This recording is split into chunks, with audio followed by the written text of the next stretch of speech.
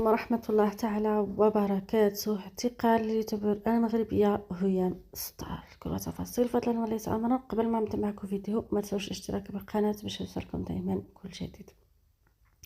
من بعد بزاف ديال الإهانات، بزاف ديال السب والشتم، وكدير راسها على أنها مريضة. هي بصح كتاخذ الدواء، لكن هادشي كتستغلو باش على أنها دير ما بغات في السوشيال ميديا. ولكن ما تنسوش على انها من واحد الناحيه فغي مريضه وكتشرب الدواء بسبب الزوج ديالها او الطريق ديالها السابق اللي كان مشى وخلاها مكرفسه مع جوج ديال الوليدات. لا نفقه حتى شي حاجه براسها، تكلفت براسها وتحمس مسؤوليه راسها حتى عاودت تزوجت المره الثانيه بواحد صغر منها. فداك الدري اللي هو صغر منها حتى هو على انه استغلها في المصاريف، لانه يعتبر كتدخل مصروف صحيح من السوشيال ميديا، ورغم ذلك ما تخلاش عليها.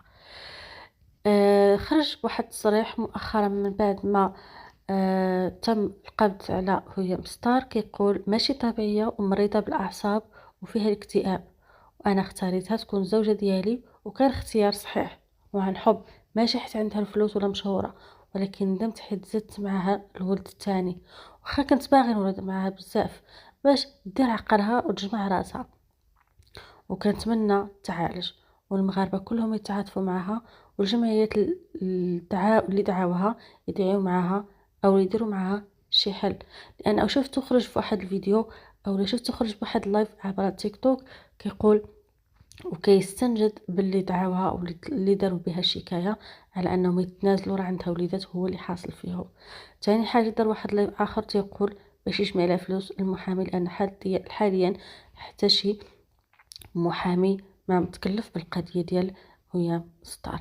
فصراحه كنتمنى على انها تخرج وتروح لذوك الوليدات وكاع يدير شي شكايه يتنازل عليها، لانها كتبقى وليه وكتبقى مريضه بالاعصاب وبشده القهر وبشده الهم انك تخرج دير بحال هذوك الفيديوهات دي.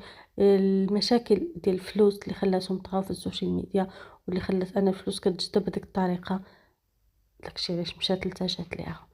والراجل ديالها هو خاصو يفيق ويعيق، خاصو ينوض يخدم ويدمر، ماشي يولي يصرف من عند هويا او لا تصرف عليه هويا باش هي تخرج دير بحال هاد الفاعل هادو. فالله يديم مخلوق، كنتمنى على ان تخرج لان عندها وليدات باقيين صغار محتاجين الام ديالهم.